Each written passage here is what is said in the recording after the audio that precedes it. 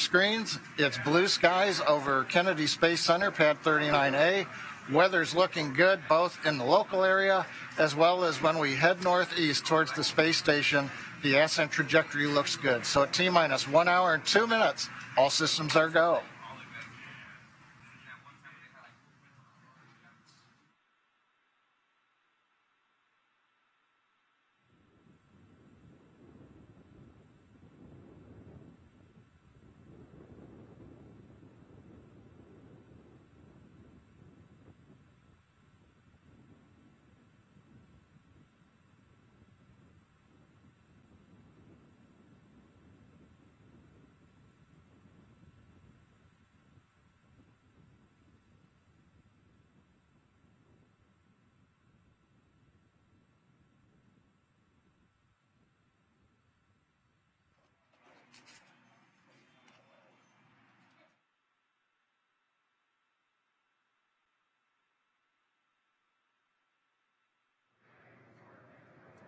All right, well, you're looking at a live view of the Falcon 9 rocket and Dragon spacecraft that is in the final stages of preparation to launch the world's first all-private astronaut mission to the International Space Station in just over 1 hour from now.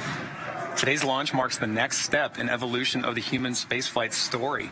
This is the first of a number of planned private astronaut missions, or PAMs, by Axiom Space to the International Space Station, and it represents the culmination of years of hard work between both government and private entities to open up the doors to low Earth orbit.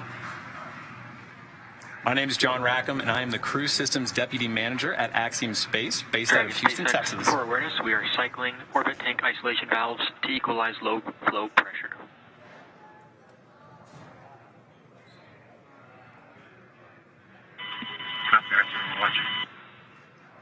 All right, just some back and forth there between the crew and the core. My name is Kate Tice. I'm the Quality Systems Engineering Manager here at SpaceX headquarters in Hawthorne, California. With our coverage now expanding to NASA television, I'd like to welcome friend from NASA, Dan Hewitt, coming to us from Johnson Space Center over at Houston, Texas. Hey, Dan. Hey, Kate, great to see you and the Johns. We're excited to join and get this milestone mission off the ground. Liftoff time is still holding, let's see, for 11:17 a.m. Eastern time, and currently tracking no issues with Falcon 9 or Dragon. The range remains green, and as you can see there with that shot, the weather is definitely cooperating. Yeah, it's a beautiful day for launch. What a gorgeous shot.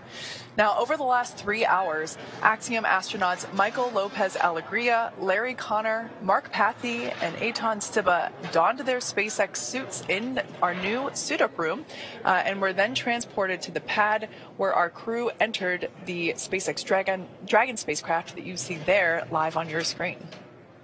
Right, and since arriving at the spacecraft, our crews were helped by the closeout engineers or advanced team to get into their seats, attach their suits to special umbilicals that provide breathing air and a communication link to Dragon systems. And at that point, they conducted successful leak checks and communication checks with the core here in Hawthorne, which is the person dedicated to speaking directly to the crew throughout the mission. The closeout team then sealed the hatch, which also gets its own leak check. Unfortunately, that leak check didn't pass the first time, so we opened it back up, wiped it down, and performed that leak check again. And that second one was good. So that leak check is closed. Or excuse me, that side hatch is now closed. Moments from now, the closeout team will depart the pad while weather operators kick off their final check on wind speeds at the pad before the final go, no-go for launch. But before we get to that final go, no-go, the SpaceX team will do an internal poll, making sure conditions are ready with Falcon 9, Dragon, the crew, the range, and the weather. Let's pause now and watch watch the closeout crew as they finalize their preparations there on the pad.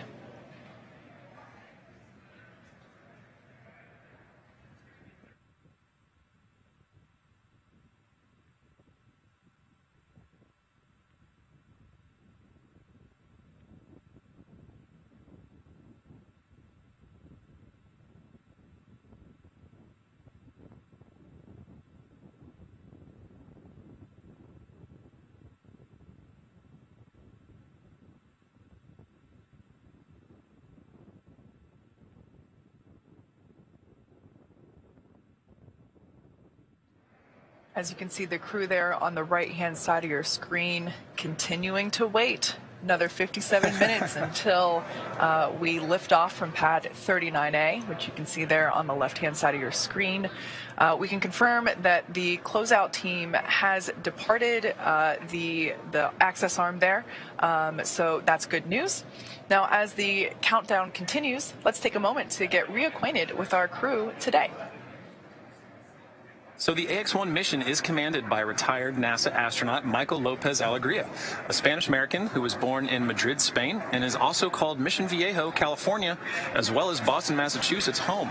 Michael is a U.S. Navy captain and has flown 3 times aboard the space shuttle and once aboard Soyuz, so he has quite a bit of flight pedigree. He has conducted 10 spacewalks in his career, accumulating 67 hours and 40 minutes total in the vacuum of space.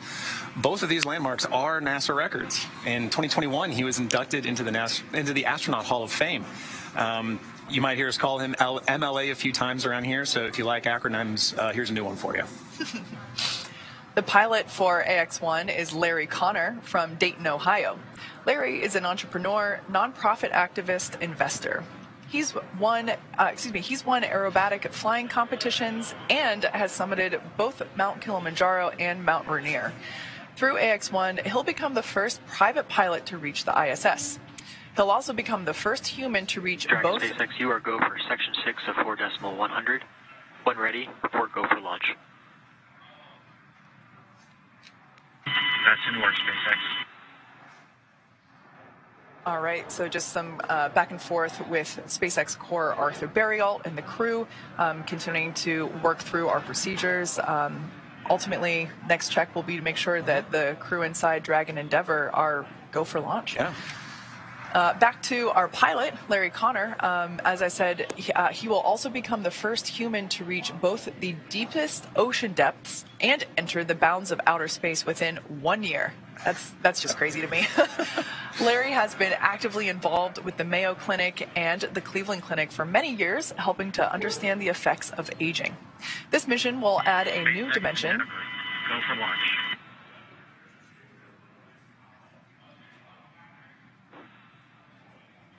Copy that, Endeavour. Crews go for launch. All right. So that is fantastic news. That's basically 4 thumbs up inside Crew Dragon right now. So really good news there. Yeah. So continuing out our crew, moving on to Mission Specialist 1, Eitan Stiba will become the second Israeli ever to fly to space. In many ways, today's mission is a return to flight for the nation of Israel after the Columbia tragedy in 2003. Eitan served for more than 4 decades as a fighter pilot in the Israeli Air Force, where he received the Distinguished Aviator Medal, and today he is an impact investor and philanthropist. In collaboration with the Ramon Foundation, the Israel Space Agency, and the Ministry of Innovation, Science and Technology, and the Ministry of Education, Stiebel will fly to the ISS under the Rakia banner and the maxim, "There is no dream beyond reach." During his time on the ISS, Stiebel will facilitate scientific experiments, educational outreach, and one of my personal favorites, artistic activities. Mark Pathy is an entrepreneur, investor, and philanthropist, as well as mission specialist number 2 on this AX-1 mission. Pathy is currently the chief executive officer and chairman of Montreal-based Maverick, a privately owned investment and financing company he founded that focuses on innovation and social impact. As a strong believer in the importance of philanthropy, Pathy is a member of the boards and executive committees of the Montreal Children's Hospital Foundation, Dans LaRue, and the Pathy Family Foundation. Through the AX-1 mission, Pathy will become Canada's second private astronaut and the 12th Canadian to go to space. All right, well, you've seen the vehicle, you've met the crew, you've heard some good calls on our way to launch, and we're just within the hour. So let's send you over now to NASA's Johnson Space Center, where Dan Hewitt is following the launch prep from Mission Control in Houston. Dan, over to you. Hey, thanks, John. And the team behind me flying the space station, the crew on board, they're ready to get this first private astronaut mission off the ground. Back in 2019, NASA took steps to open the station up for business, issuing a directive to enable new commercial activity on board, including private astronaut missions. And all of this is done with the goal of building a robust economy in low Earth orbit. Now, why does NASA want to do that? Well, we're very aware that there is untapped potential in that space just outside of of our atmosphere, and low Earth orbit can be a first step towards unlocking limitless possibilities. On this July 20th, 1969. It's one small step for man, one giant leap for mankind. Greatness Boy. Okay, we're gonna be busy. cannot always be seized in a moment. Sometimes it requires a first step, a step into the unknown. Not knowing the path, but understanding the goal. Believing that the first step leads to greatness. We've touched the sky, believing it will lead to new worlds. We've left our home, believing in a brighter future. We've come together, believing in shared goals. We've stayed and learned, believing in benefits for all.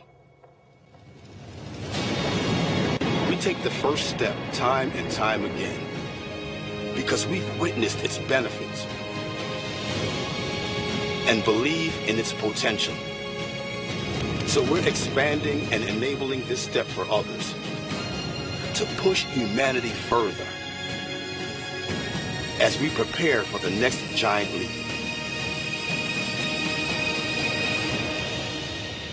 We'll always need this first step.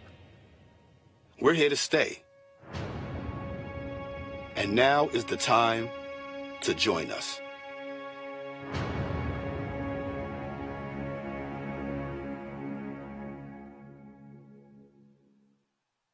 And low Earth orbit is that first step. And for NASA, we're in it for the long haul. For the last more than 20 years, we've shown that you can get incredible value from doing research and technology demonstrations in low Earth orbit on the station.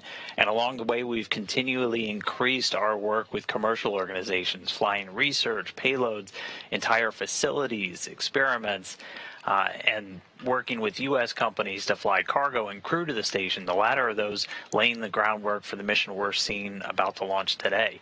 And we're continuing to look ahead onto the horizon, working with companies like Axiom and others to get a jump start on developing new destinations in low Earth orbit where future astronauts, and not just those from NASA, will be able to go and explore and do research just outside of our atmosphere. So we've got our sights on the horizon, and our ultimate goal is for NASA to become one of many customers in this new economy in low Earth orbit as we set our sights on deep space exploration, heading back to the moon and beyond under the Artemis program. Now, the AX-1 mission's a good example of the public and private partnerships that are going to make that future vision a reality. But to take a little bit deeper of a dive, let's jump over now to my colleague, Megan Cruz, who's standing by at Kennedy Space Center with NASA Administrator Bill Nelson. Over to you, Megan. Good morning to you, Dan, and good morning, NASA Administrator Bill Nelson. Great to have you here, as always. Good morning. Well, I wanted to talk to you because we know that one of NASA's goals has been to enable commercial efforts in space. With today's Axiom-1 mission, the first all-private crew to the International Space Station, what does today represent for the agency? We're taking commercial business off the face of the Earth and putting it up in space. And that's one of our main programs now, because we want to get NASA out of low Earth orbit and go explore the heavens. We want to direct our energy and our resources to do that, because we're going back to the moon and we're going to Mars. And so we want, for example, we're going to continue the space station for another 8 years. Yep. We want to have commercial space stations. NASA wants to become the ability to lease space on a commercial space station instead of having the responsibility of the space station. Yeah, let's talk a little bit more about that, because I know that we've seen success with commercial cargo missions, commercial crew missions. Are commercial stations next? Indeed. That's what we're doing today. We are bringing a commercial company to our ISS. We are then going to have them attach a commercial module to the International Space Station. And then we're encouraging the building. We've got initiatives out there in private industry right now to build a commercial space station. And then all of our international partners on the space station, we're taking with us out into, for example, lunar orbit. The Gateway, which is like a space station in lunar orbit, is going to be a number of nations landing on the moon. We're going to have other nations participate as well. Yeah, it seems like there's a lot of partnerships going forward with NASA to accomplish some of the big goals that we have. Well, as it should be, because our program is internationally, and when we go to Mars, there's going to be a delegation from planet Earth. Are you excited for today's launch? Oh, is the Pope Catholic? Yes. Well, thank you so much, Administrator. I really appreciate you being here, and I hope you enjoyed today's launch. Thanks a lot. All right, back to you guys at Hawthorne. We're at T-minus 46 minutes, 10 seconds. We've just heard from the SpaceX launch director. Brief the CE or LD, and they will approve aborting the countdown. For urgent issues affecting the safety of the operation, operators shall call hold on the countdown net. Launch control will abort the launch auto sequence and immediately proceed into launch abort. At T-minus 10 seconds, launch control will be hands-off and relying on automated abort criteria for the remainder of the count. Operators advise the launch director whether structural breakup or fire is imminent occurring per Dragon manual escape flight rules. For those operators in firing group 4, in the event of a fire alarm, key operators noted in 57.83 will remain at their post while the alarm is evaluated. In the event that personnel safety is threatened, evacuate to the south-facing emergency exit, which leads directly outside. Firing group 4 and MCCX will go into a sterile cockpit and lock down for the duration of the time the launch escape system is armed. Launch control at this time, you may proceed with arming the crew arm for movement. Over that, arming crew arm for movement. T-minus 45 minutes and counting. You've just heard the SpaceX launch director give the final execution instructions to the launch team. Access arm retraction started. We're ready for propellant load. That'll begin in about 10 minutes. Before that, we've got crew access arm to retract happening now, and then arming of the launch escape system. Everything continues to look good for an on-time launch of Falcon 9 with Axiom 1 mission.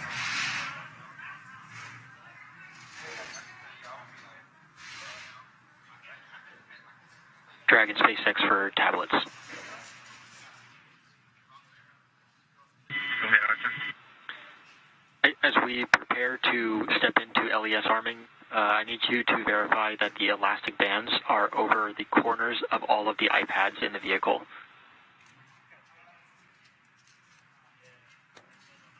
Roger, stand by.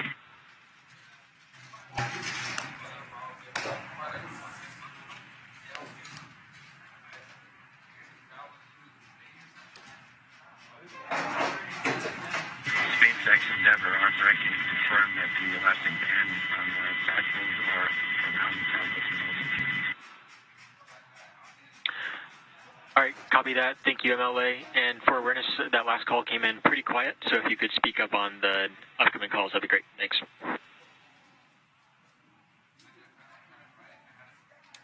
Okay.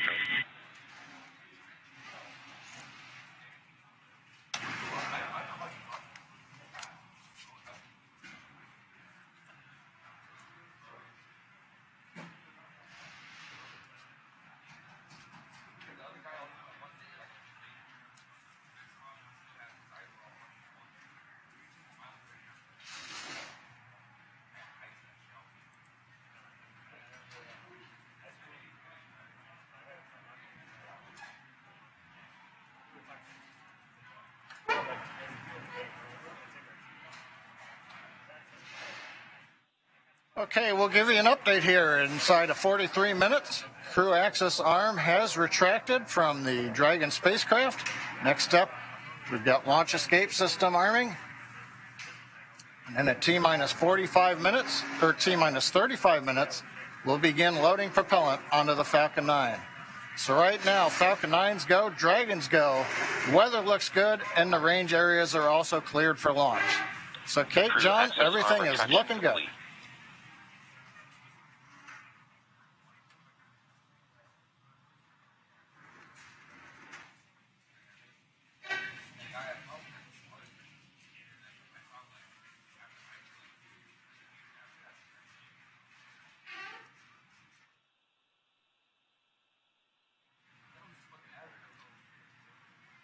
Inside of 42 minutes, everything continues to go well. Waiting now for launch escape system arming.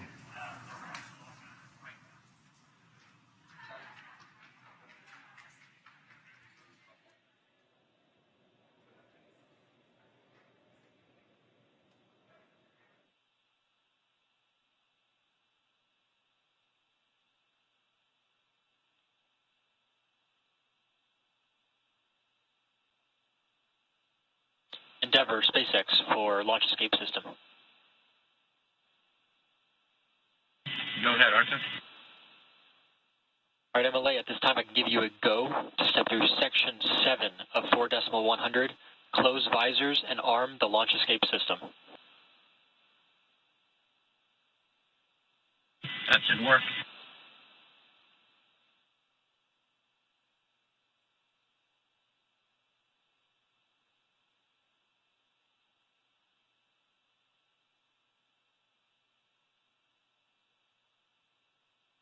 SpaceX Endeavour, visors are closed. We are arming the launch escape system.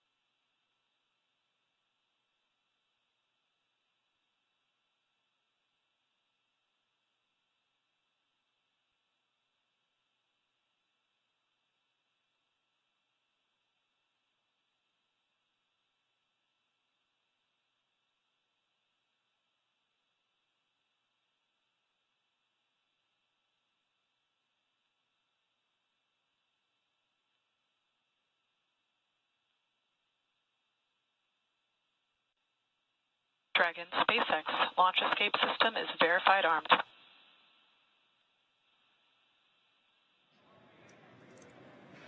Copy, SpaceX. All right, there you heard it. The launch escape system is now armed. You can see there the crew in their seats with the visors down. Launch escape system, is the first of its kind escape system. It provides escape capability all the way to orbit. It's a really important function to have. Obviously, no intention of using it today, but that's what those call-outs were there back and forth that we just heard. Right, and as you heard earlier too from Administrator Bill Nelson, the importance of low Earth orbit. So speaking of just how valuable low Earth orbit is, the crew of X-1 will be conducting a tremendous amount of science over the course of their 8 days on board the ISS. And not only does that include 25 Axiom managed studies, but it also includes the Axiom crew participating in efforts that extend far beyond this mission. Some of those we actually looked at earlier. One of these broader studies is a series of health monitoring tests before and after the flight. A few days ago, I was able to connect with Dr. Emmanuel Riqueza to talk about the ongoing research this crew will participate in on behalf of the Translation Research Institute for Space Health, also known as TRISH. Here's our conversation. Dr. Riqueza, welcome. It is wonderful to get to talk to you.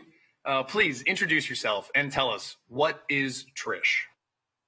Absolutely. My name is Emmanuel Riqueza, and I'm the Chief Medical Officer at the Translational Research Institute for Space Health. And I'm also faculty at Baylor College of Medicine in Houston, Texas. The Translational Research Institute for Space Health, or TRISH, we're partners to the Human Research Program at NASA. And one of our main goals is to find and fund new disruptive research that is high risk but potentially high reward, with the end goal of keep humans healthy both in space and on Earth. And we have been working with commercial spaceflight missions since last year, and Axiom 1 is our 4th commercial spaceflight mission. That's really fascinating. Can you tell us a little bit more about your primary areas of focus or what you're studying on this mission? Yeah, so TRISH focuses mainly on the high priority areas of human spaceflight research. And I would say the 3 highest priority areas are radiation, behavioral issues that come from being isolated and confined in space. And the third one is how your body changes while you're in a different gravity field, either a zero-G environment like in space, or during different gravity fields when you are in the moon or Mars. Okay, interesting. So what kind of systems or hardware are you working with specifically to capture this data? For this mission, the hardware that we're using is absolutely optimized to provide, number one, the highest quality data, while being still easy to use, easy to implement, and being the lowest burden to the astronauts. So to collect all of this data, for example, vision changes, we have been using a small device, is roughly the size of a shoebox that you can see here. I have this here with me. So this is basically like having an optometrist on a box. Basically, the only thing that you have to do is just grab it, put it on your eyes, look at an object that is roughly 6 feet away from you, and after a few seconds, you get a prescription of your glasses right here. So as I was saying, if there's any changes on astronauts during these missions, we'll be able to see how that changes with this device. We're also looking, I was mentioning, at behavioral changes, how being in an isolated and confined environment has any behavioral aspects. And for this one, we have been using a small tablet like this one, also to test the sensory motor adaptation, the balance disorders, and the space motion sickness. We're using a device like this. And for each of the crew members, we have a set of hardware like this, and it fits, the 4 sets of hardware fits on a medium-sized suitcase. So it is really easy to move wherever it needs to go for launch and landing. That's wonderful. So what are some of the intended outcomes or goals of the research you're doing? Yeah, so some of the outcomes and one of the main applications, number one for spaceflight that we want to get from this research is that short duration missions like Axiom 1 are very, very relevant in the context of Artemis missions. When we go back to the moon, the first missions are going to be roughly the same duration as Axiom 1. So anything new that we learn from these missions is going to be absolutely valuable. Really, every new piece of data that we collect in spaceflight could potentially solve and be that last piece of the puzzle that we're looking to complete what we need to know. Well, Dr. Riquetta, thank you so much for speaking with us today. We wish you the best of luck. It is my pleasure. Thank you.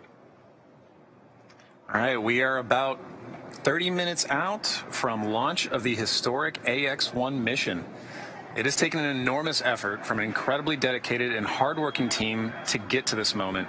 And that team wanted to take an opportunity to wish the crew of AX-1 well and Godspeed. Hey X1, we're so happy for you guys and just want to let you know we've got you here on the ground in mission control, so fly high and have some fun. From all of us here at the Integrated Performance Team, we want to wish you luck on your pioneering mission to the ISS and hope to see you in a couple years when AX-H1 launches. It is not only an immense honor to get to watch your monumental mission, but also to have been able to support you on your journey towards this day as well. Hey guys, can't wait for this mission. We put a lot of hard work in. We're excited for you all to have a great time up there, and good luck. Thank you for helping set an important precedence ahead of a very bright future. Good luck, AX-1 crew. Let's conquer space. Hasta pronto. Woo! We want to send you all off with good wishes in this incredible journey. Godspeed. It has been such an honor to watch and support you guys as you prepare for this moment. I'm so proud of each one of you for the dedication, the long hours, and the hard work you put into making this a meaningful mission. Hello, Axiom astronauts. Thanks for stepping up to the plate for this amazing journey. You guys have trained hard, you've waited a long time, and this is now happening. Safe travels on this historic mission for the first private astronauts to go to the ISS. It's happening. Wave to us from up above because we'll be thinking of you from down below. We're the Axiom safety team. We just want you to know that we are really proud of you and we've got your back. We're wishing you a safe and successful mission, and we'll see you when you get back on the ground. Hi guys, we're the Axiom Soft Goods team, and we just want to wish you a good mission and get back safely. It's a real pleasure to be talking with you guys right now, and we're super excited for you. I'm here to cheer you on along with the entire Crew Systems team. Yay. Thanks for everything you're doing.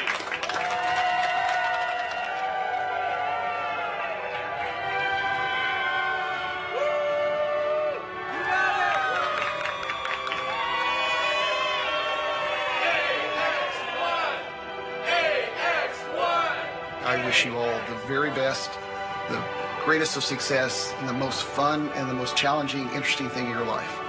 Go big and enjoy your time on the ISS. We'll see you back on the ground. Hey guys, I am so proud of the Axiom 1 crew. It's so fun to be a part of something bigger than you and to contribute. Most important thing to remember, guys, take some time to look out the window and appreciate where you are. It's space.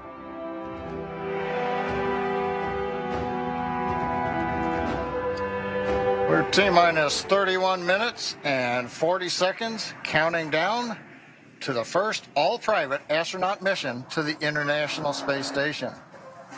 A few minutes ago, Falcon 9 propellant loading began on time at T-minus 35 minutes.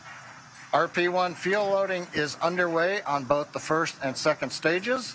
Liquid oxygen loading is underway on the first stage. Now we'll finish up fuel loading on the second stage at about T-minus 20 minutes. Doesn't take very long. And then we'll begin loading liquid oxygen on the second stage at about T-minus 16.5 minutes. We'll continue propellant loading on Falcon 9 up until about T-minus 2 minutes.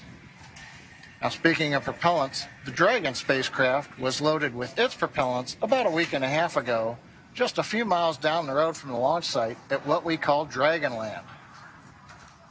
In order to fly, Dragon needs a fuel and an oxidizer. Start of stage 1 cryohelium loading. For the fuel, we use monomethylhydrazine, or MMH, and nitrogen tetroxide, or NTO, for oxidizer. Now together, these propellants feed the Draco engines that will maneuver Dragon on orbit, changing its attitude, raising its orbit to get to the space station. But that propellant also serves a second purpose, and that would be to use in the 8 Super Draco engines that would power the launch escape system in an escape scenario. But right now on pad 39A, nice view of Falcon 9 with Dragon there. You can see the crew axis arm has retracted away from the Dragon spacecraft. The 4-person crew is inside Dragon right now. The launch escape system is armed. Propellant is going into the Falcon 9. So since we are at this stage with the launch escape system armed, that means the 8 Super Draco engines inside the Crew Dragon are ready, if needed, to launch the capsule away from the Falcon 9 rocket in an instant, should there be any kind of emergency associated with the rocket or the pad. We have the ability to use a launch escape system right now if it was needed. A couple other status items. Weather, as you can see, looks good. Probability of violating the launch commit criteria is less than 10%. The only thing we're watching is wind gusts, but we believe, having seen the wind for the last several hours, everything continues to look good. That should not be an issue. Weather is also good in the Atlantic Ocean should we need to use a launch escape splashdown site for the Dragon capsule. We've also got upper altitude winds we've been checking out. Balloons have been released by the range here recently. We continue to look good for upper altitudes as Falcon 9 flies through the periods of maximum dynamic pressure.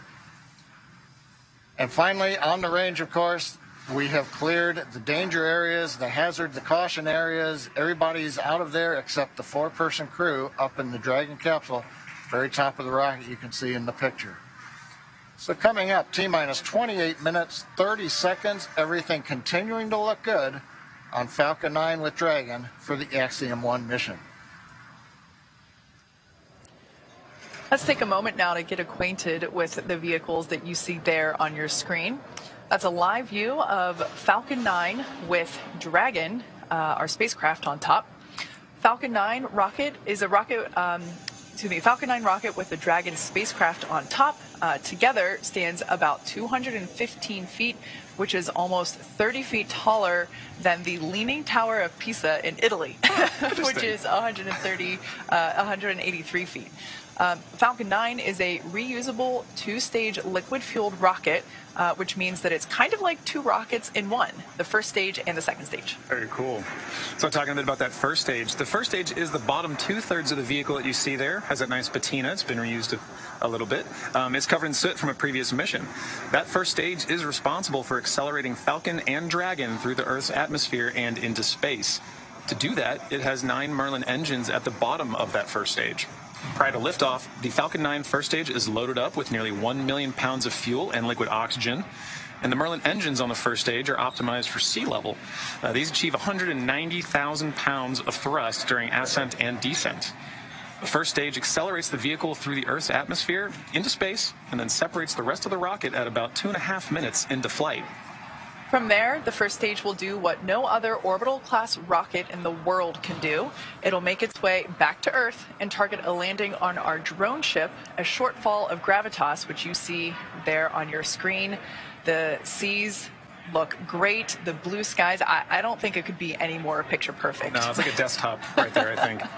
Our drone ships are essentially autonomous, powered spaceports that allow our rocket to land over the ocean. For reference, our drone ships are equivalent to the size of a football field. So while it may have looked kind of small on your screen, they're actually pretty ginormous in real life. It's got to be to hold a rocket, right? As mentioned previously, Falcon 9 is a two-stage rocket. It's 2 rockets in one. Above the first stage is the second stage. Now, the second stage has a single Merlin vacuum, or MVAC, engine, which ignites after the first stage separates. Cryo-helium loading.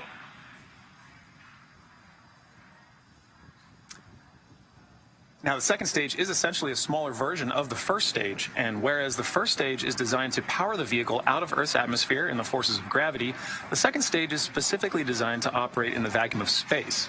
The second stage powers the Dragon spacecraft to its specific targeted drop-off point in orbit. The Dragon spacecraft is capable of carrying up to 7 passengers to and from Earth orbit and beyond. But for today's mission, it is carrying 4 members of the Axiom 1 crew. It is the first private spacecraft to take humans to the space station and the only spacecraft currently flying that is capable of returning significant amounts of cargo to Earth. Like the Falcon 9 rocket, the Dragon spacecraft is also reusable. Today will be the 3rd flight to space for this Dragon spacecraft that the Axiom 1 crew is flying in today. The previous flights for this capsule supported were recently the Crew 2 mission, and before that the Demo 2 mission, which was our first human spaceflight mission. Pretty incredible. Yeah. Now, as we await T0 in just under 25 minutes, the ground operations teams are doing a series of system checks to make sure both Dragon and Falcon 9 are ready for launch. Let's take a look at what the ascent portion of this mission will look like. Right, so once we hit T-0, we will watch Falcon 9 and Dragon lift off from historic launch pad 39A and make their ascent. At about 50 seconds into flight, Falcon 9's engines will throttle down to help pass through the period of maximum dynamic pressure on the rocket, or what we typically refer to as max Q.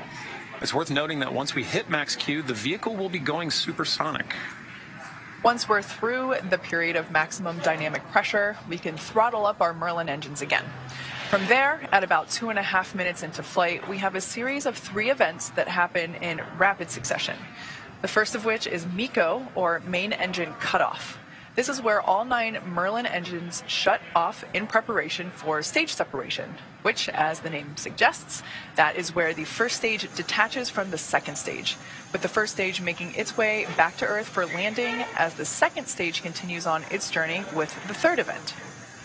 Right, now SES-1, or Second Engine Start 1, is where the Merlin vacuum engine lights up and propels the second stage, along with our AX-1 crew, into orbit.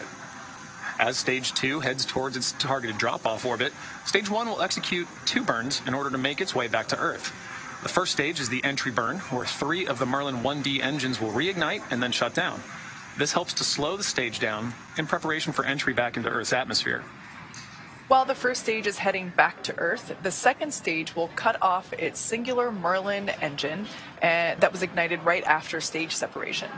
Once this happens, we'll wait for confirmation of good orbital insertion.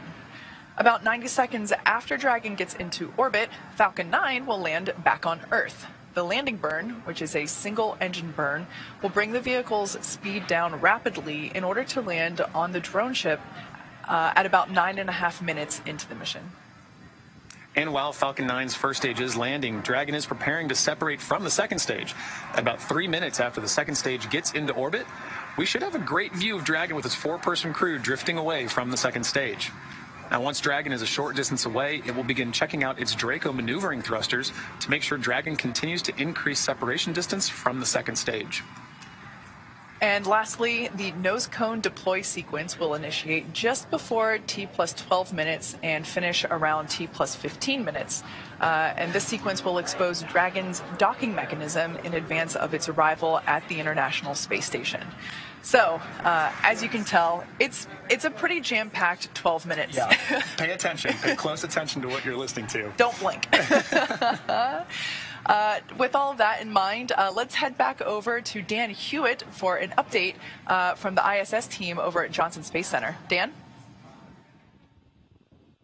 Hey, thanks, Kate. Now, inside the room, the International Space Station Flight Control Room, Flight Director Scott Stover is leading the teams right now. But just about 4 hours ago, NASA Flight Director Diane Daly gave a go on behalf of the combined ISS team to the SpaceX mission director, just saying that ISS, or the space station, was go for launch. Now, to get there, we've got a list of flight rules, basically just guidelines for all of the major systems we have to make sure are functioning on board station before we can give a go to launch another crew up there. So we're looking at everything from those core critical command and control computers, verifying we have a good communication path through our tracking and data relay satellites, ensuring that the atmosphere, all of the life support systems on board are functioning, even the mechanical systems like the docking port where this mission is headed. So we're expecting today's flight to be about a 20.5-hour journey from launch to docking, with the Crew Dragon Endeavour headed towards the Node 2 Zenith. That's the space-facing port on the top of Node 2, the Harmony module on board the station. And once they get there, they're going to get welcomed by the Expedition 67 crew, which is made up of 7 individuals right now, 4 from our SpaceX through Crew 3, 445 for the teams over in Hawthorne. And so once they get there, they'll be able to get out of their suits on board the Dragon spacecraft while the team on board station moves into what's known as the hatch operations. Station Commander Tom Marchand is going to be pressurizing that small area between Dragon and the station hatches. We expect it to be a little under 2 hours from docking to hatch open, and then we'll welcome the AX-1 crew on board the space station. So a lot to come with that 20.5-hour journey, but all that's going to start with a launch. So I'll send it back over to Hawthorne as we get into the final phases of the countdown. Back over to you, John. Right. Well, Dan, as you mentioned, it all starts with the launch. And Kate, it's looking like it's getting pretty busy here. People are excited about seeing a launch, right? Yeah, we're just now under 20 minutes until liftoff. As you could probably tell by the noise, the crew here, excuse me, the crowd here in Hawthorne, we're at SpaceX headquarters in Hawthorne, California, is starting to gather just beyond mission control here in the building. And you might be able to tell by the ambient noise, in addition to the live production noises that you also hear. You know, we are in a rocket factory. But yeah, you can see there the crowd is starting to grow behind the team there at Hawthorne Mission Control. Now, we saw Dan speaking earlier from Mission Control in Johnson. There is a Mission Control Center in Florida where the SpaceX teams are also gathered in Firing Room 4. And then we have the Mission Control Center here. There's a shot of our Firing Room 4 there in Florida at Cape Canaveral. You can just barely make out Pad 39A there in the distance there through the window. Might be wondering why all the different mission control rooms. The one in Johnson, as Dan was saying, that's really mission control for the International Space Station and those operations. The control room that you see there is for everything leading up to launch. As soon as Falcon 9 lifts off, responsibility and control transfers to Mission Control Center here in Hawthorne. So just a quick explanation for why so many rooms with computers. Exactly. Yeah, and in addition to all the teams gathering here, we've got teams of our own gathering in Houston at Axiom headquarters. You can see there on your screen Axiom Mission Control with the lovely Axiom family behind them looking in proudly.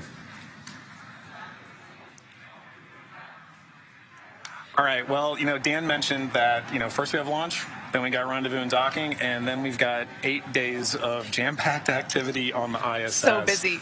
Yeah, and docking day is it's not just a ride to space, right? You get up there, you open that hatch, and crew is working. I got a little chance to look at some of their timeline, and as soon as they open that door, they are getting invited in, they are getting trained on some emergency procedures, and then stepping right into payload activities, stowage transfers, and just generally getting acclimated. But they're working before they go to sleep, and the work doesn't stop there.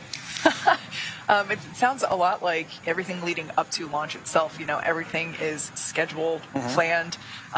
Even, you know, we know that even sleep time is scheduled on the ISS. And something that's incredible to me is that not only do you have work to do, you know, your science experiments and that kind of stuff, not only do you have to get some sleep, or you can, you also have to exercise, right? Yeah. The exercise time, which can be a couple hours. Stage 2 LOX load has started.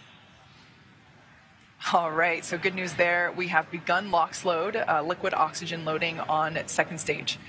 So that is currently underway for first and second stage, as well as loading of RP1, which is our fuel on both first and second stages. Right. Right, and again, you know, some of those things that he talked about, it's all following a timeline, right? And we are listening for those important cues along the way that we're hearing on these nets or on the loops, listening for where are we along in that timeline, so we know exactly where we are in terms for launch as we count down at just T-minus 15 from launch. Yeah, so I'm looking at my dashboard here. It looks like fuel load on second stage is now complete. So we're beginning that LOX load, as we just heard. LOX load and fuel load continues on first stage. Axiom crew continuing to wait, following along with everything happening there with the touchscreen displays there above them, as well as their tablets strapped to their legs. Right. Everything continuing to look nominal for liftoff in just about 15 minutes.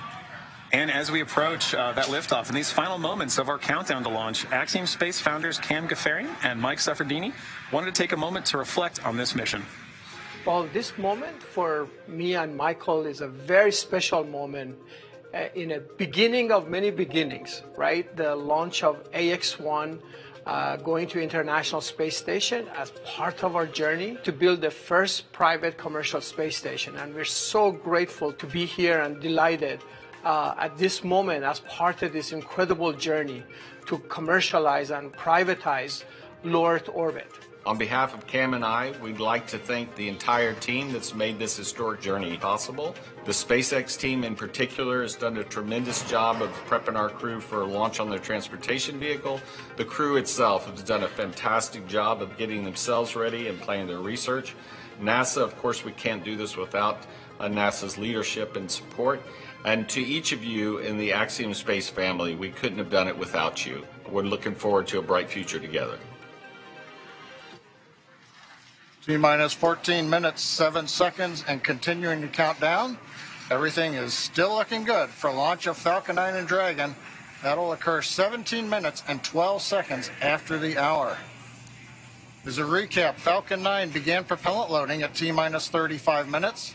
We just heard loading of the RP1 fuel. The kerosene fuel on stage 2 was completed right on time at T-minus 20 minutes. We've still got fuel going onto the first stage. Looks like we're about 90% or so full right now. Fuel loading will finish up at T-minus 6 minutes, and we'll hear that call out in the countdown. Meanwhile, densified liquid oxygen is continuing to load onto both the first and second stages. First stage will close out at T-minus 3 minutes. The second stage, we just began loading liquid oxygen at T-minus 16.5 minutes just a few minutes ago. That'll wrap up at the T-minus 2 minute mark. Now we load the liquid oxygen as late as we can in the countdown. It's densified. That means it's ultra cold, well below the boiling point of liquid oxygen. That lets us put as much as we can on the vehicle for performance. And getting it on board the vehicle just before liftoff means it won't warm up, where you start to lose the ability to put liquid oxygen onto the stages, into the tank. In the quantities we want. So it stays nice and cold, it doesn't bleed off, and that gives us the performance we need on Falcon 9. Continuing on, Falcon 9, checkouts of the thrust vector controllers, what we call TVC wiggles, you may hear that term, they're coming up. We're also going to be doing throttle valve checkouts on the Merlin engines. That helps control the power of the engines as we go through flight. For example, you hear a throttle down or throttle up as we prepare for the period of maximum dynamic pressure. As we come up on the 12-minute mark, the range continues to be go. Roadblocks are up. All the hazard areas are clear. Airspace, sea space is good. The weather is go. Beautiful shots you can see here. Blue skies. I'm looking forward to some great views from the cameras as we head into space. And then finally on the Dragon side, the Dragon mission director and team, they're reporting no issues. We've done the communication checkouts with the crew. You can see the crew access arm has retracted into the launch position. You can see Dragon now with the strung back of the transport erector and the umbilicals going to Dragon alongside of it. We've also armed the launch escape system, and obviously the crew is strapped in the Dragon capsule and they're ready to go. Final instructions of the crew will come in about a minute and a half at T-10. We'll listen to that. The crew displays will be configured for launch, and that setup will give the crew insight into how the launch is proceeding, and it provides constant updates on vehicle health. The T-5 minutes will be in the terminal count for Dragon. Dragon will transition to internal power, going to its onboard batteries and off of the external ground power. We're going to hear continued callouts on the countdown net as we go from T-10 to 0, and then as we fly after T0 and liftoff, we'll hear callouts as we head into space. And that'll be letting the crew know as they reach each of the milestones. Now, next big event coming up at T-10 minutes is we're going to do launch commit criteria, and final instructions will be going to the crew. One other thing that you will hear is during ascent you may hear 1 Alpha, 1 Bravo, 2 Alpha. These are launch escape states. As the Falcon 9 flies, if a launch escape was required, the crew on board knows where they are passing various points in the countdown, and that would tell Dragon what sequence of events to execute to come off of the Falcon 9 and bring the crew back safely down under the parachutes in the ocean.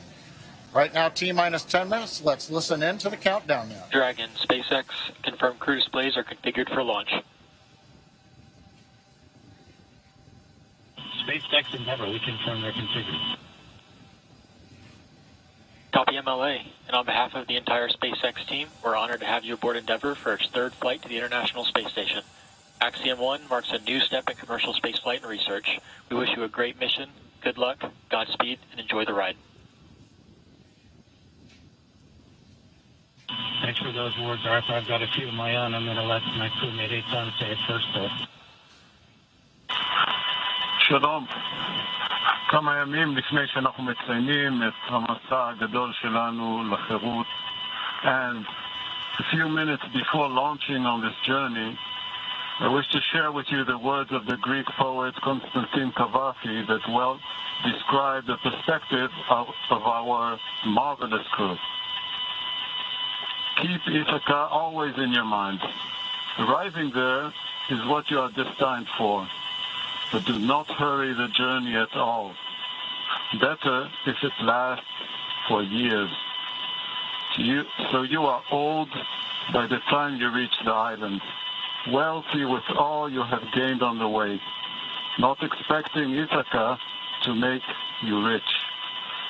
Ithaca gave you this marvelous journey.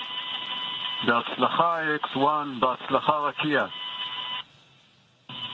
Thank you, Eitan. I'm going to continue far less elegantly or eloquently, but as we sit here on the precipice of this new era in human spaceflight, we do so on the shoulders of professionals at SpaceX, NASA, and Axiom. We want to thank all the teams at SpaceX, Falcon 9, Dragon, the launch team, of course, closeout team, all of the folks in mission control, and of course our training teams. With NASA, boy, it's been tough. The first time was always hard, and there's no playbook. It's all open field running, but with ISS program, commercial LEO development, and flight operations, we've learned a lot, and we'll continue to do so.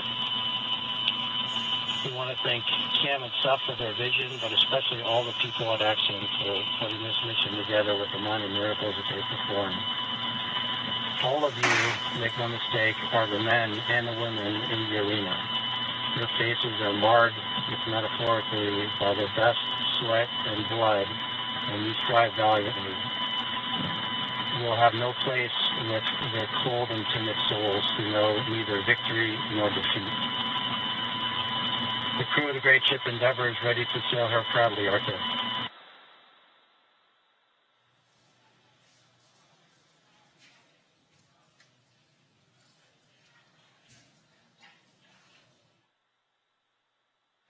Some heartfelt words there. Stage 1 engine chill has started.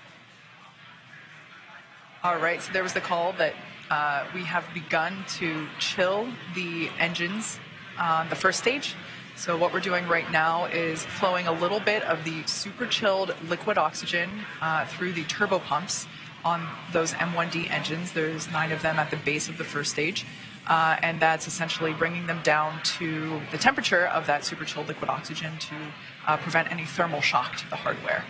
Just before that call, some really heartfelt words from Commander MLA and Mission Specialist Eitan Stiba. Really love hearing that commentary.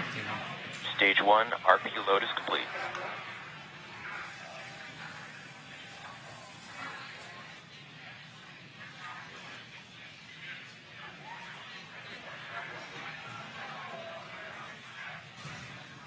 At this point in time, fuel is fully loaded on both the first and second stage. LOX loading continues on both stages.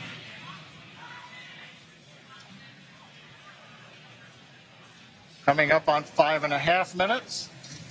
Kate's let us know that we've got the fuel load complete. Next is coming up. We're T-minus 5 minutes. Dragon will be transitioning configuration for terminal count and going on its internal battery power. Everything continues to look good as we're counting down.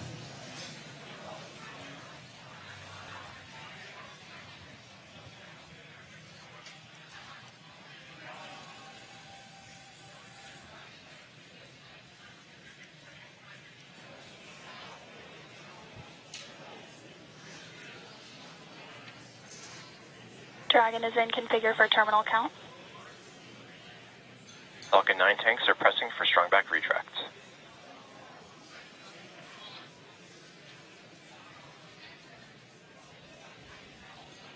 Heard the call out. We're pressurizing the tanks for strong back retract. We'll hear a sequence momentarily. Strong back is retracting. Actually, that's the start of about a 1-minute sequence. In about T-minus 4 minutes, the clamp arms that you can see there will open. And then we will see the retract from there. So we've heard the call out. That's the start of the sequence. Doesn't mean that the clamp arms are late opening. Will take us a few more seconds. As you can hear, the excitement and the crowd is really growing here at SpaceX headquarters at Hawthorne, California. There you can see the clamp arms have begun to open. And next we should see the strong back begin to retract.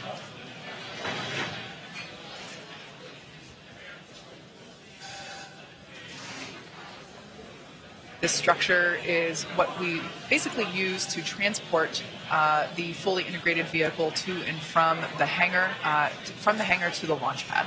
And there you can see that strong back retraction has begun.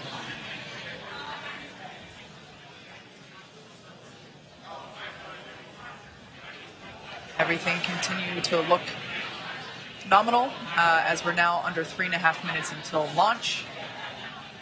RP1 fuel is fully loaded on first and second stage. Should be wrapping up LOX load on the first stage momentarily and continuing to fill on second stage.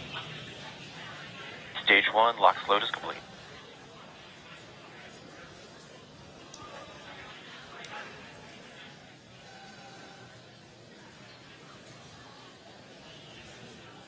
We're under 3 minutes until liftoff of the Axiom 1 mission. Dragon is in terminal count and is on internal power. All right, there we heard that Dragon is on internal power. As I was saying, we're getting close. The crowds are growing. The excitement is palpable. You can see there on the left-hand side of your screen, Mission Control here in Hawthorne, California, just behind where John and I are. And then on the right-hand side, that looks like Axiom Mission Control. That looks like Axiom Mission Control in Houston, Texas. Everybody's waving and saying, hey.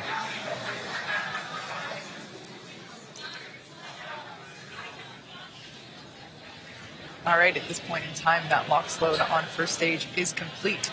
So the first stage is now fully loaded with all of its propellant. LOX load on second stage continues.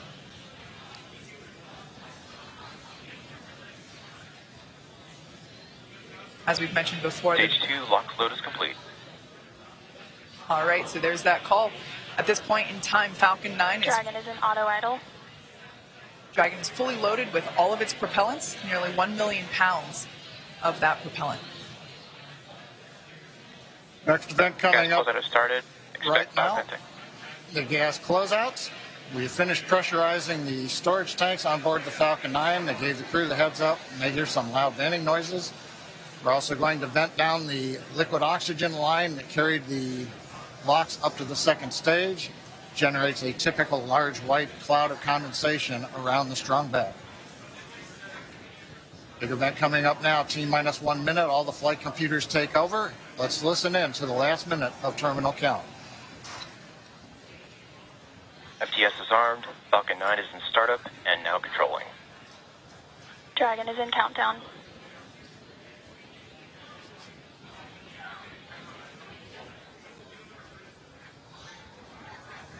Dragon, SpaceX, go for launch. SpaceX Endeavour, we acknowledge, go for launch.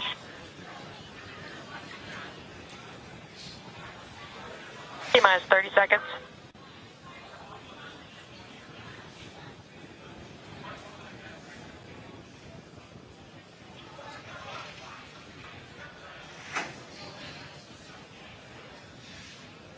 T-minus 15 seconds.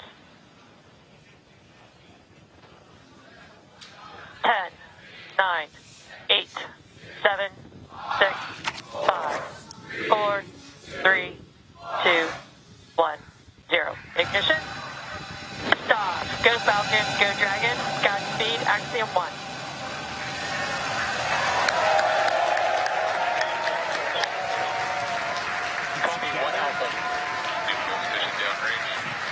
Together, a new chapter begins. Godspeed, AX-1. Stage 1 propulsion is nominal.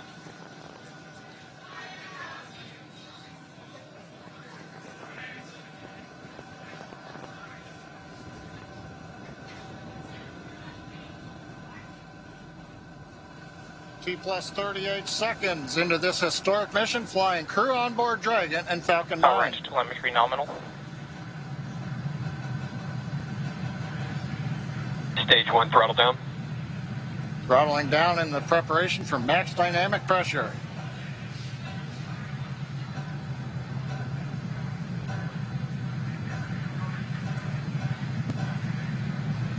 Falcon 9 is supersonic.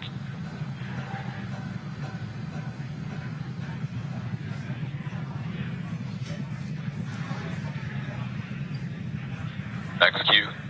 Stage 1 throttle up. Merlin 1D engines coming back up to power. 1 Bravo. Copy, 1 Bravo. The crew calling out 1 Bravo should a escape situation arise. It tells the Dragon flight computer what profile to fly using the Super Draco engines. But everything is looking good on Falcon 9. We're getting nominal callouts from all the engineers and a great view from the ground camera and the onboard cameras. Invac chill underway.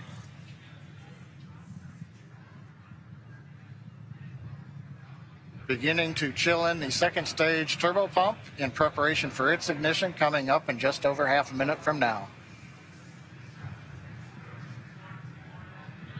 Coming up on about 3.5 G's acceleration for the crew. We'll begin throttling down the Merlin engines to hold that level of acceleration.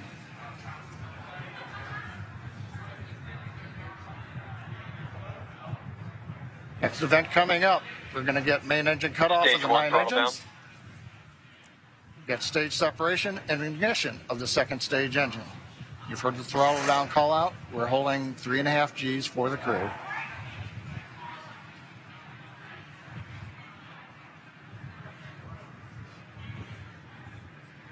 And Miko.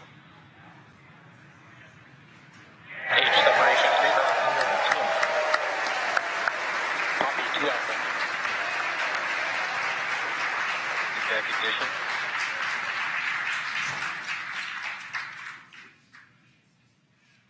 Successful stage separation, ignition of the second stage engine. On the left, the titanium grid fins beginning to slowly deploy.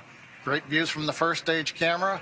The first stage now begins a slow flip maneuver. You can see the white nitrogen gas plumes as we reorient for an entry back through the Earth's atmosphere a little bit later in the plus count. Second stage, we see the engine nozzle glowing red. Everything continuing to look good on the second stage.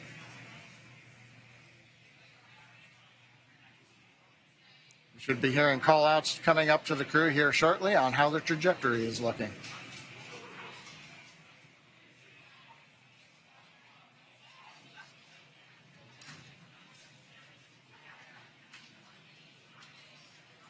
Dragon SpaceX, trajectory nominal. It's what we like to hear. Acquisition of signal, Bermuda. AOS Bermuda, acquisition of signal. The Bermuda tracking station now getting telemetry from the second stage of the Falcon 9 with the Dragon on top. T plus 4 minutes, 10 seconds. Everything continues to be nominal. First stage coasting to apogee, and then it will come back down for landing on the drone ship. Second stage partway through its lengthy burn to get the crew into orbit. So Kate, 4.5 minutes in, everything continues to look good. What a absolutely picture-perfect liftoff.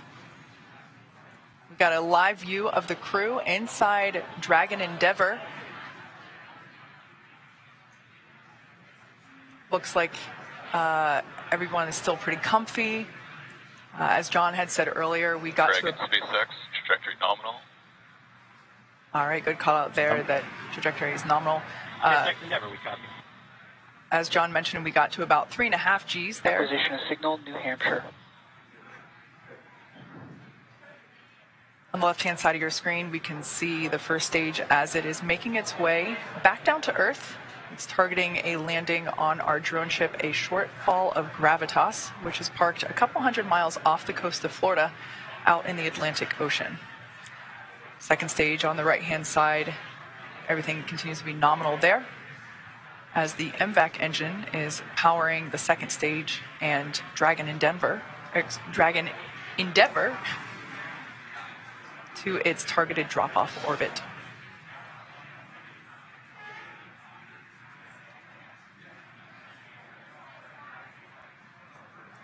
Absolutely beautiful views of both the first and second Dragon stages. SpaceX, trajectory nominal.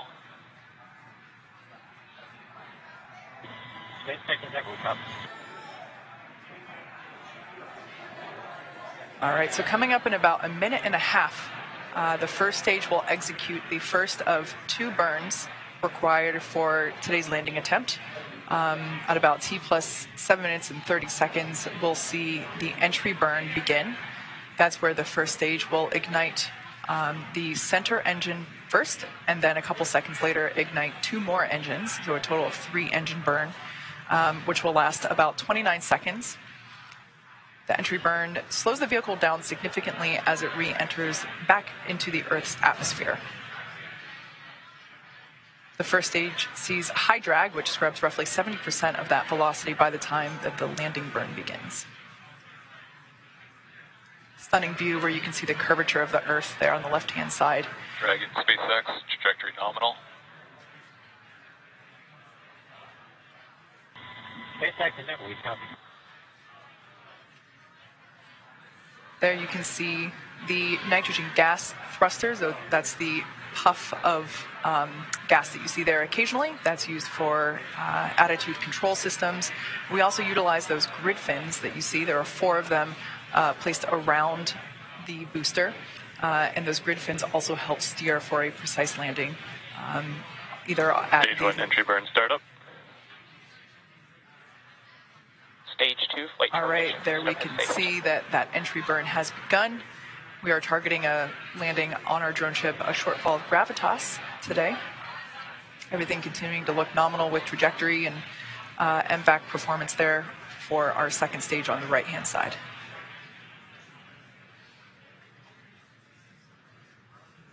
So we are conducting the entry burn.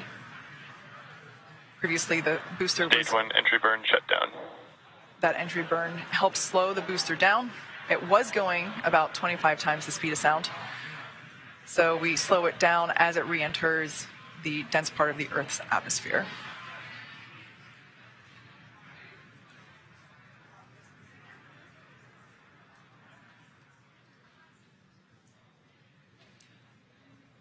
The next event is second engine cutoff, or SECO 1, as you see it there on the timeline at the bottom of your screen.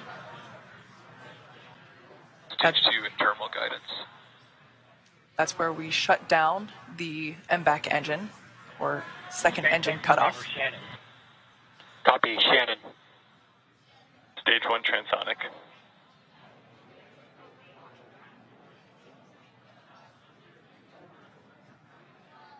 Note that our landing burn and second engine cutoff will occur about the same time. Shut down. All right, we got a live view of the crew inside Dragon Endeavor there on the right-hand side of your screen. Stage 1 landing burn. Landing burn has begun for the first stage. SpaceX nominal orbit insertion. All right, great news there. Dragon Endeavor, nominal orbit insertion. SpaceX Endeavor, we copy, and it's great to be here. 0G, and we feel fine. Stage 1 landing leg deploy. SpaceX Dragon launch skip system disarmed. As you can see, this Falcon 9 has landed for the 5th time. All the while, great commentary there. Landing confirmed. While we can confirm the landing.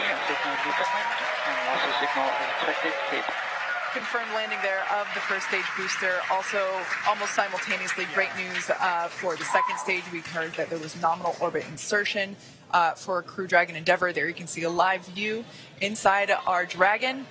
Looks like the crew is beginning to adjust to 0G. And if you look at the right-hand side corner, it looks like we can see the 0G indicator. Yeah, that was one of mine.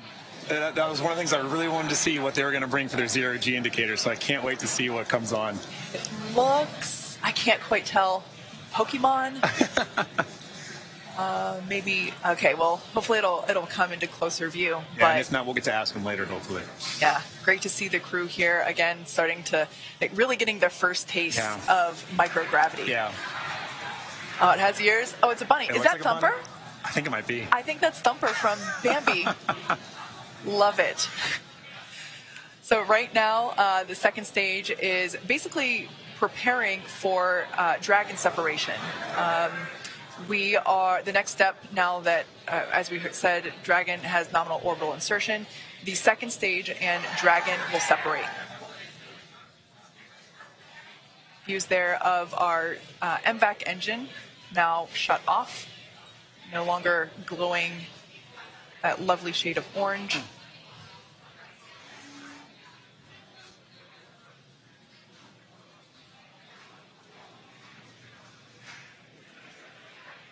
Right now, the second stage is about 200 kilometers above Earth. Preparing now for stage separation. Or excuse me, for Dragon separation.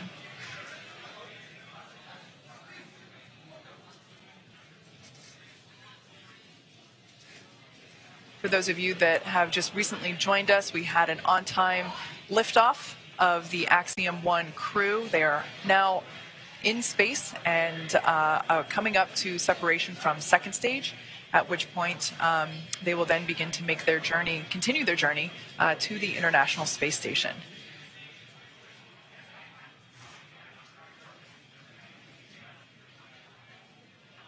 The view that you're currently looking at is inside the Dragon trunk, which, as you can see, has just separated from the second stage. Dragon separation confirmed. On behalf of the Falcon 9 team, welcome to space. Thanks for flying Falcon 9. guys enjoy your trip to that wonderful space station in the sky. Do some great research for us. We'll look to see you back here underground. Now stand by for some words from LD. And MLA and the rest of the crew Endeavor, glad we got to have some fun this morning.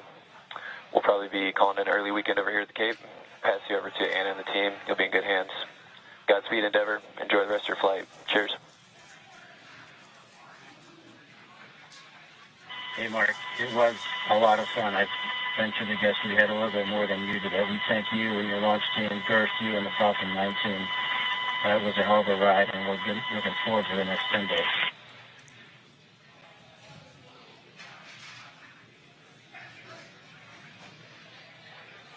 All right, some nice words there from a couple of key folks.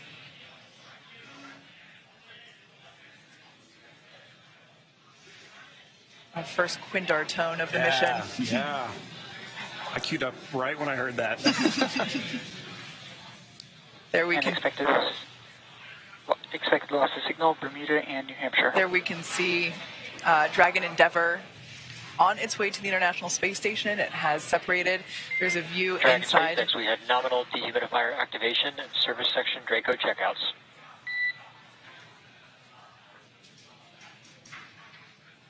There we can see over the shoulder of SpaceX Endeavor, we copy, Arthur.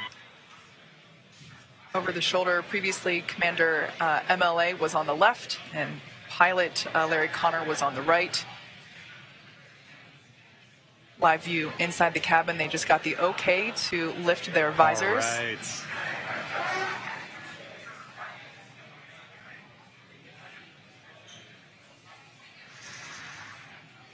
All right.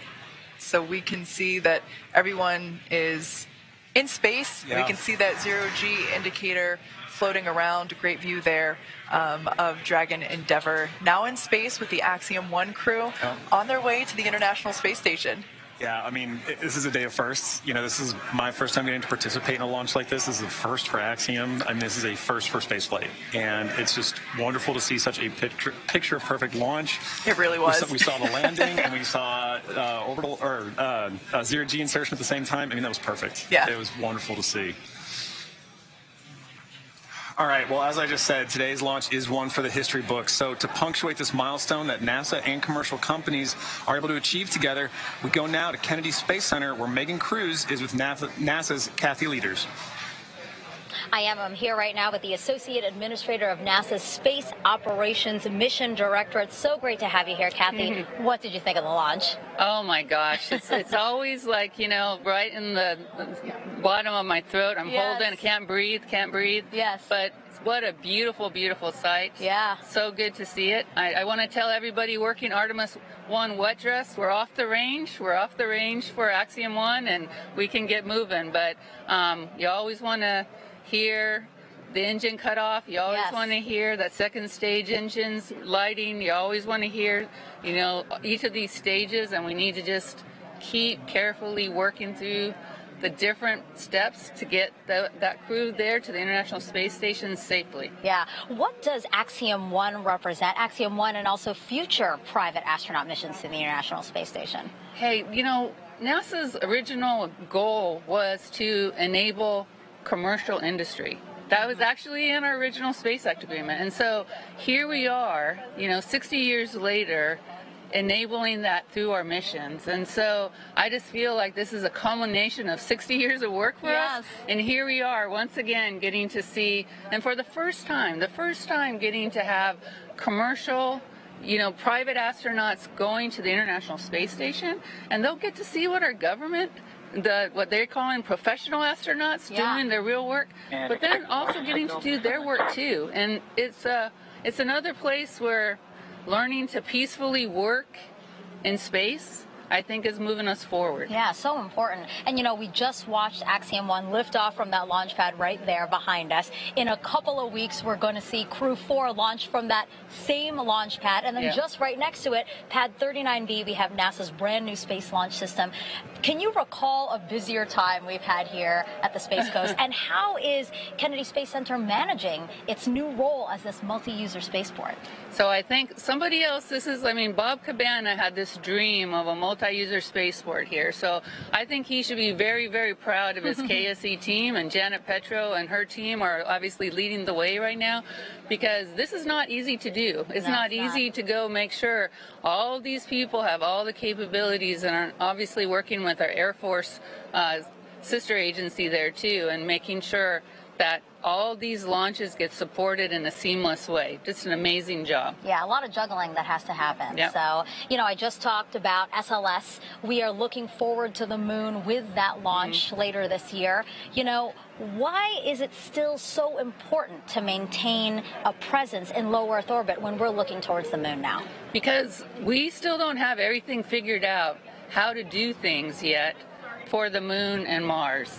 And really, the cheapest place for us to see a differential gravity environment and for the long term is still LEO. Yeah. And so we've got to continue to do these long duration flights, keep doing our medical protocols, keep doing our physical protocols, keep testing out our equipment through those long duration missions. It's the only place where we can do that right now. Yeah. And so we still need to be able to have this kind of a test bed for us to be checking out and proving our protocols, our research, our technology before you go put somebody in a rocket that's going to go to Mars, right? Yeah. So just like always, we prepare, we get ourselves ready, and a low Earth orbit destination is a perfect place to do that. And again, how does us fostering commercialization efforts in space, how does that free us up to pursue these other dreams that we have as an agency?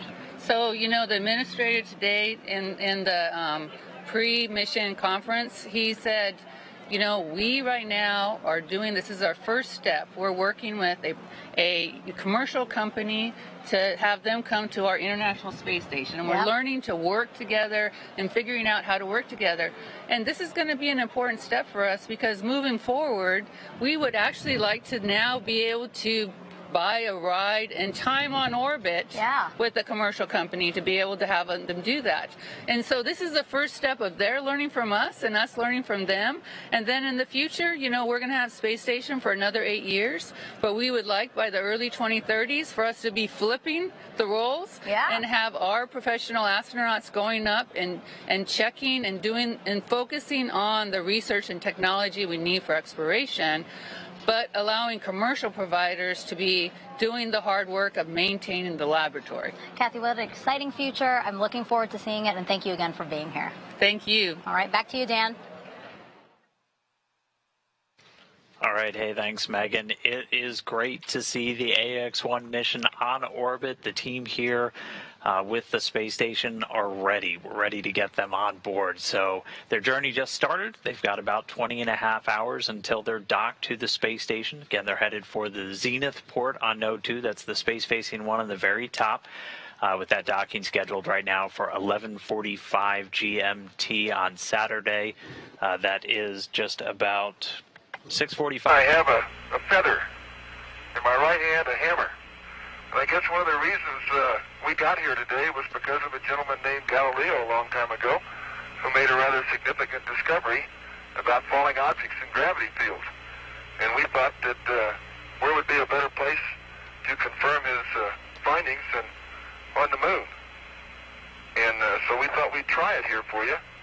The feather happens to be appropriately a falcon feather. En la NASA, nuestro recurso más importante es nuestra gente. Una fuerza laboral talentosa, diversa, dedicada a estudiar los secretos del universo y de nuestro planeta natal. Para el beneficio de la humanidad. La comunidad hispana contribuye a diario a misiones esenciales de la agencia. Trabajando para mantener seguros a nuestros astronautas y misiones en órbita. Monitoreando los efectos de cambios climáticos. Prediciendo eventos meteorológicos que pueden afectar a nuestras comunidades. Ayudando a la respuesta en desastres. Diseñando los aviones de tecnología sostenible del futuro. Desarrollando ciencia y tecnología a bordo de la Estación Espacial Internacional. Desentrañando los orígenes del universo. Buscando señales de vida antigua en otros planetas. ¡Hemos llegado! Perseverance llegó. Y preparándonos para llevar a la primera mujer y a la primera persona de color a la Luna. Nuestra diversidad de orígenes y culturas impulsa nuestra capacidad para innovar. Y hace que nuestra agencia sea más fuerte, incluyente y diversa. Somos hispanos. Somos hispanos. Somos hispanos. Somos hispanos. Somos hispanos. Somos NASA. Sigue nuestras historias en NASA en español.